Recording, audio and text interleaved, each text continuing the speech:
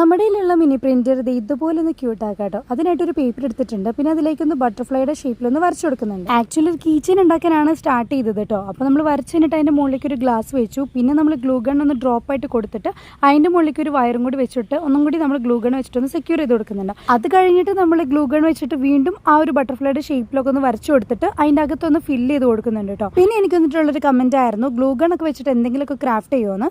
അപ്പോൾ പിന്നെ നമുക്ക് ഗ്ലൂ ഗൺ വെച്ചിട്ടും ഇതുപോലെ ഒരു കീച്ചെയിൻ ഒക്കെ ഉണ്ടാക്കാം കേട്ടോ. അത് മൊത്തത്തിലൊന്ന് ട്രൈ ആയതിനു ശേഷം നമ്മളിത് ഇതുപോലെ ഒന്ന് ഒരു സൈഡിലേക്ക് ഫെവിക്കോൾ ഒന്ന് അപ്ലൈ ചെയ്ത് കൊടുക്കുന്നുണ്ട്.